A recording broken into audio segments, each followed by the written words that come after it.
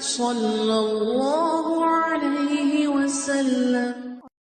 اعوذ باللہ السمیع العلیم من الشیطان الرجیم، بسم اللہ الرحمن الرحیم، والصلاة والسلام علی رسولہ الکریم، اما بعد۔ بخاری شریف اور ہم نماز کا باب آج پڑھ رہے ہیں، پچھلی دفعہ سے ہم نے شروع کیا تھا، وہ صلاۃ الخوف کا باب ہے۔ آج اس ضمن کا دوسرا باب ہم پڑھیں گے اور اس کا عنوان ہے صلاۃ الخوف رجالا و رکبانا راجل قائم۔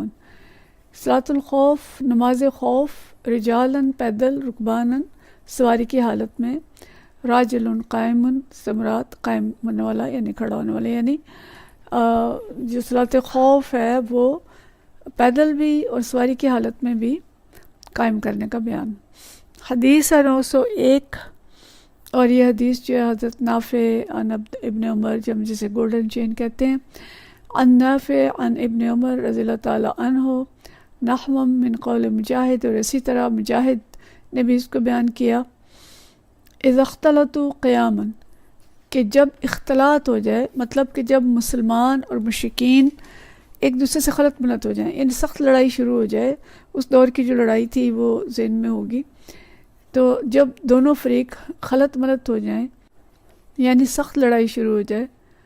تو قیاماً یعنی کھڑے ہی نماز پڑھیں۔ وزاد ابن عمر، اور ابن عمر رضی اللہ تعالیٰ عنہ اس پہ اضافہ کرتے ہیں، نبی صلی اللہ علیہ وسلم،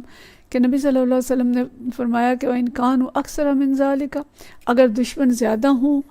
فَلْيُصَلُّوا قِيَامًا وَرُكْبَانًا، تو مسلمان کھڑے ہو کر، سوار ہو کر، یعنی جس طرح بھی ممکن ہو نماز پڑھیں۔ مختصر سی یہ حدیث ہے، اور پچھلی حدیث جو ہم نے پڑھی تھی اس میں ہم نے دیکھا تھا کہ نماز پڑھنے کا طریقہ یہ تھا کہ یعنی وہ وقت تھا جب ابھی لڑائی باقاعدہ شروع نہیں ہوئی تھی، دونوں فوجیں ایک دوسرے کے سامنے صف آرا ہو گئی تھیں، جو میدان قتال تھا وہ بن چکا تھا، لیکن ابھی جنگ شروع اس طرح نہیں ہوئی کہ ایک دوسرے کے لشکروں کے اندر خلط ملط ہو جائیں۔ تو اس وقت تو یہ تھا کہ بھی امام نماز شروع کرا دے اور ایک گروہ جو ہے وہ امام کے ساتھ ایک رکعت پڑھے، پھر وہ پیچھے ہٹ جائے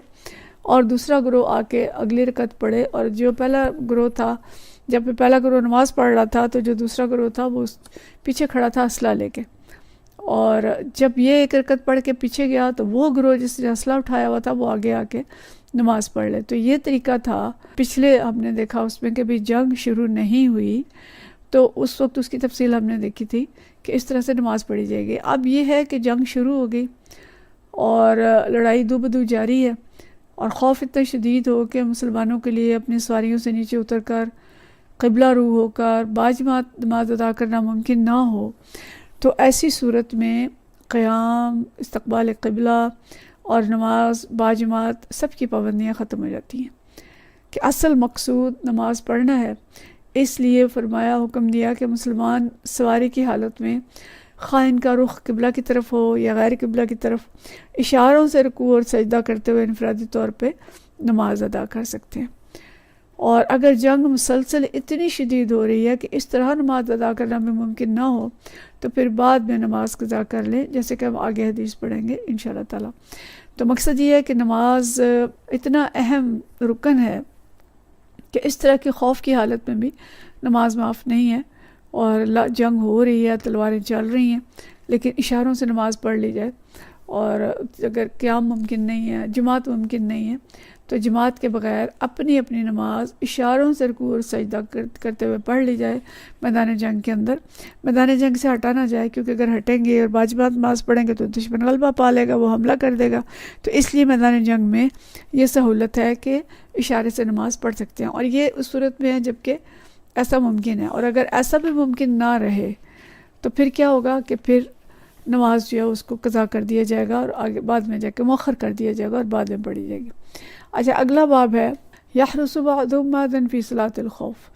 نماز خوف میں ایک دوسرے کی نگرانی اور حفاظت کا بیان۔ تو امام بخاری یہ مختلف ابواب لائے ہیں اور وہ بیان کرنا چاہتے ہیں کہ صلاۃ خوف کے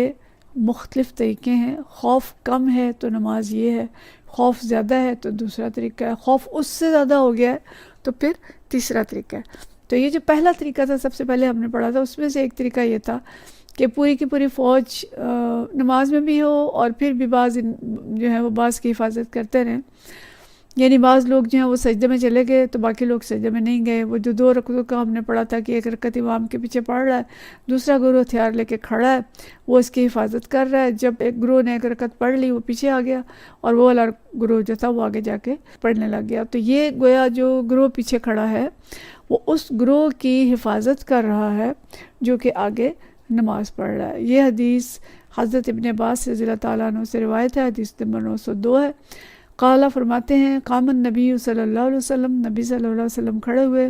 وقام الناس معہ, اور لوگ بھی آپ کے ساتھ کھڑے ہوئے, فکبر وکبروا معہ, آپ صلی اللہ علیہ وسلم نے تکبیر بیان کی تو لوگوں نے بھی تکبیر بیان کی. ورکع ناس منہم, آپ صلی اللہ علیہ وسلم رکوع کیا تو لوگوں نے بھی آپ کے ساتھ رکوع کیا. ثم سجدہ, پھر آپ نے سجدہ کیا, وسجدوا معہ, تو لوگوں نے بھی آپ کے ساتھ سجدہ کیا. ثم قام للثانیۃ, پھر آپ صلی اللہ علیہ وسلم جب دوسری رکعت کے لیے کھڑے ہوئے, فقام الذین سجدوا وحرسوا اخوانہم, تو وہ لوگ جنہوں نے پہلے سجدہ کیا تھا وہ کھڑے ہوئے اور اپنے بھائیوں کی نگرانی کی. واتت الطائفۃ الاخری, اور پھر دوسری جماعت آئی, فرکعوا, انہوں نے رکوع کیا, وسجدوا معہ, سجدہ کیا آپ صلی اللہ علیہ وسلم کے ساتھ, والناس کلہم فی صلاۃ, اور اس طرح سے سب لوگ ہی نماز میں تھے. ولیکن یحرس بعضهم بعضا, لیکن ایک دوسرے کی نگرانی بھی کر رہے تھے. اچھا, یہ جو گروہ پیچھے گیا تھا یا گروہ پہلے پیچھے کھڑا تھا, وہ دونوں یعنی جو بعد میں پیچھے گیا وہ ایک رکعت تو نبی کریم صلی اللہ علیہ وسلم کے ساتھ پڑھ کے گیا, پیچھے ہم نے تفصیل پڑھی تھی. دوسری رکعت اس نے جا کے خود ادا کی, لیکن وہ جماعت میں نہیں تھے, خود ادا کر رہے تھے, جماعت میں نہیں تھے. ساتھ ہی ان کے کفار پہ بھی نظر تھی. سجدے کا ٹائم دونوں کا الگ الگ تھا, ایسا نہیں کہ سب کے سب ایک ہی وقت میں سجدے میں چلے جائیں. وہ جب اپنی نماز پڑھ رہے تھے اپنی پڑھ رہے تھے نا, باجماعت نہیں تھا, ہر شخص اپنی پڑھ رہا تھا. تو جب ہر شخص اپنی پڑھتا ہے تو کوئی رکوع میں ہوتا ہے, کوئی سجدے میں ہوتا ہے, ایک برابری نہیں ہوتی. تو اس طرح سے وہ اپنی نماز پڑھتے ہیں, اور جو دوسرا گروہ تھا وہ ان کی نگرانی بھی ساتھ ساتھ کرتے ہیں. تو اسی طریقے کو امام بخاری نے, یعنی حدیث وہی ہے, طریقہ وہی ہے, لیکن انہوں نے عنوان دوسرا لگایا ہے کہ ولیکن یحرس بعضهم بعضا, لیکن ان میں سے بعض جو ہیں وہ بعض کی حفاظت کرتے ہیں. یعنی دشمن مثلاً قبلے کی جانب ہے اور ہم نماز پڑھتے ہیں, اور ایک دشمن وہ ہے جو ہمارے سامنے ہے, تو مطلب دونوں صورتوں میں اس طرح کی ترتیب بنائی جائے گی کہ تمام فوج امام کے پیچھے اقتداء کرے گی. تقریب تحریمہ تو سب پڑھ لیں گے, اس لحاظ سے نماز میں سب شامل ہو گئے, لیکن دونوں گروہ جو ہیں وہ الگ الگ ہیں کہ ایک گروہ باجماعت پڑھ رہا ہے اور دوسرا گروہ خود سے پڑھ رہا ہے. تو اس لیے ایک گروہ انتظار کرے گا, حفاظت کرے گا, اس کے بعد وہ دوسرا گروہ آئے گا, وہ رکوع سجود کرے گا, اور پہلا گروہ اس کی حفاظت کرے گا. اس طریقے سے جب نماز ہو جائے تو اس کے بعد امام سلام پھیرے گا, اور یہ لوگ بھی اپنی ایک ایک رکعت ادا کر کے سلام پھیریں گے. تو یہ طریقہ ہے صلاۃ خوف کا. صلاۃ خوف سے 2 مقاصد اس طریقے سے حاصل ہوئے کہ دونوں گروہوں نے نماز بھی پڑھ لی اور دونوں گروہوں نے ایک دوسرے کی حفاظت بھی کر لی. تو یہ اس صورت میں ہے جب کہ ابھی باقاعدہ حملہ نہیں ہوا, مسلمان خلط ملت نہیں ہوئے, لیکن جب خلط ملت ہو گئے ہیں تو پھر اشارے سے سب لوگ اپنی اپنی نماز پڑھیں گے. اور اس دونوں حدیث سے, بلکہ پچھلے بھی ملا لیں تو تینوں حدیث سے میں یہ پتہ چلتا ہے کہ اصل جو مقصود ہے وہ نماز کا قیام ہے. نماز پڑھی جائے, نماز قائم کی جائے.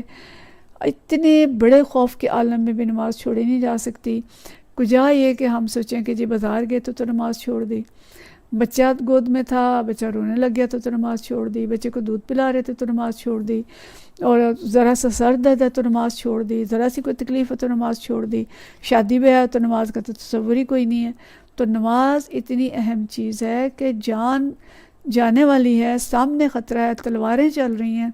تو اتنی آسانی مل گئی کہ باجماعت نہیں پڑھ سکتے تو الگ الگ پڑھ لیں, قیام اور رکوع اور سجود نہیں کر سکتے تو اشارے سے پڑھ لیں, لیکن نماز کو قضا کرنا, چھوڑ دینا, اس کی اجازت نہیں ہے. اسی طرح اگر ہم سفر میں ہیں تو قصر کی اجازت اللہ تعالیٰ نے دے دی, جمع بین الصلاتین کی بھی دے دی, لیکن اگر اس طرح کا وقت ہے کہ جمع نہیں کر سکتے, مثلا زور پڑھ کے نکلے, عصر کا وقت ہے, اب جمع کا وقت تو نہیں رہا, تو دیر ہو رہی ہے, کوئی وجہ ہوگی ہے, تو اپنی نماز ادا کر لیں, چاہے جس حال میں بھی ہیں, لیکن نماز کو قضا نہ کریں, نماز کو اتنا ہلکا نہ لیں, نماز کو اتنا لائٹ نہ لیں